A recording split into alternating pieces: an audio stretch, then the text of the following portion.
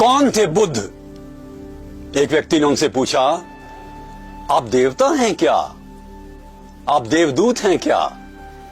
आप ईश्वर हैं क्या? बुद्ध ने कहा, आई एम अवेकन्ड, मैं जागृत हूं। बुद्ध के बारे में प्रसिद्ध विद्वान H.G. वेल्स ने कहा है कि ये ईश्वर में विश्वास नहीं करते थे, पर स्वयं ईश्वर जैसे थे। सो गॉडलेस, सो गॉड लाइक। अजातशत्रु जब मिलने के लिए उनके पास गया तो उसे अपने मंत्री से कहा, क्या है उसके पास? मंत्री ने कहा, उनके पास कोई भौतिक चीज नहीं है, पर सब कुछ है। He has everything। 10,000 सन्यासी बैठे हुए हैं, अजातशत्रु को बताया गया। वो जंगल में गया, देखा कोई आवाज नहीं है, कोई षड्यंत्र तो नहीं है कहीं। उसे नंगी तलवार हाथ में ले ली, पर जाकर देखा कि 10,000 बौद्ध भिक्षु शांति से बैठे हुए हैं और बुद्ध भी। चमत्कृत हो गया। बुद्ध आंतरिक शांति और बाह्य शांति दोनों पर बल देते थे। अपने आप से प्रेम करने की बात वो कहते थे, हर एक से प्रेम करने की बात कहते थे। एक बार प्रसन्न जी राजा ने देखा कि उनके संघ में एक दलित आ गया है। उनको किसी ने बताया। प्रसन्न जी ने बुद्ध को कहा, भगवान, या तो आप उसको संघ से निकाल दीजिए, या हम अपने आप को आपके संघ से बाहर कर लेते हैं। प्रसन्न जी ने देखा कि आश्रम के ठीक बाहर एक देदीप्यमान व्यक्तित्व का स्वामी युवा बहुत सुंदर भाषण दे रहा है जीवन के धर्म पर। उन्होंने पूछा गौतम बुद्ध से, ये कौन है? बुद्ध ने कहा, ये वही दलित है जिसके बारे में आप बात कर रहे हैं।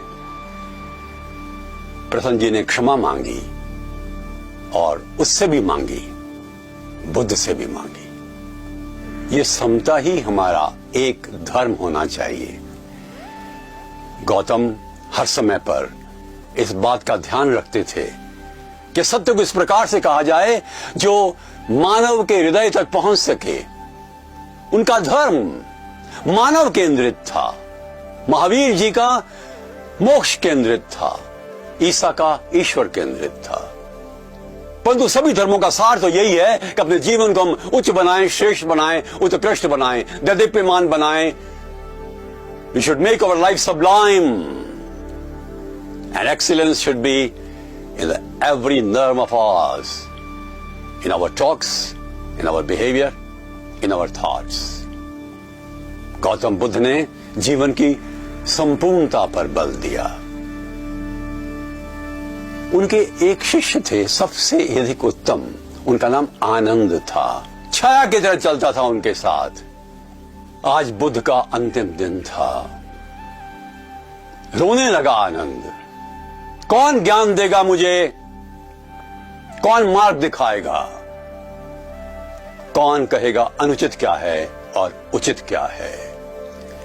बुद्ध ने कहा, आनंद, मेरा कोई गुरु नहीं था, तुम्हें भी किसी गुरु की आवश्यकता नहीं। अप दीपो भाव, अपने दीपक स्वयं बनो। Be your own light, your mentor, your teacher, your father, your guide. और दूसरे दिन ही बुद्ध के जाने के बाद आनंद ने ज्ञान प्राप्त किया, वो बुद्धत्व को प्राप्त हुआ। वास्तव में बुद्ध ये बार बार कहते हैं कि सत्य की खोज तुम स्वयं करो। जब उनसे लोग पूछते थे ईश्वर है, और यदि कोई व्यक्ति आत्मविश्वास से कहता है ईश्वर है, तो बुद्ध कहते नहीं है। कोई कहता है ईश्वर नहीं है, कहते बुद्ध कहते थे है। बुद्ध कहते थे स्वयं इस प्रश्न का उत्तर ढूंढो। ईश्वरत्व तो हम सब में है, पर ईश्वर को पाने के लिए अपना मार्ग चुनो। इस प्रकार की स्वतंत्रता विचारों की गौतम बुद्ध के दर्शन में देखने को मिलती है। बुद्ध हमें जागरूक करते हैं, चेतना देते हैं और हमें आह्वान करते हैं कि सत्य की खोज हम स्वयं करें, जीवन को उत्कृष्ट बनाएं, हर दृष्टि से बनाएं। बुद्ध के पास एक शिष्य आया, उनका तो मरघट के पास बैठ करके 3 महीने तपस्या करो। मरघट के पास, उनका तो मृत्यु को समझ लोगे तो जीवन को भी और अधिक अच्छा समझोगे। मृत्यु से भयभीत नहीं होना जीवन का अंग है। एक बार एक गांव में बुद्ध गए, बहुत से लोगों उनको गाली दी। बुद्ध ने कहा आपने दे ली, अब मुझे और जगह जाना है। अरे आपको पर गालियों का असर ही नहीं हुआ?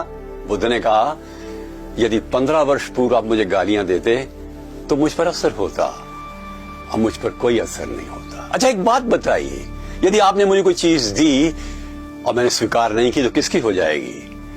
आपकी हो जाएगी ना। मैंने कोई गालियां स्वीकार नहीं की।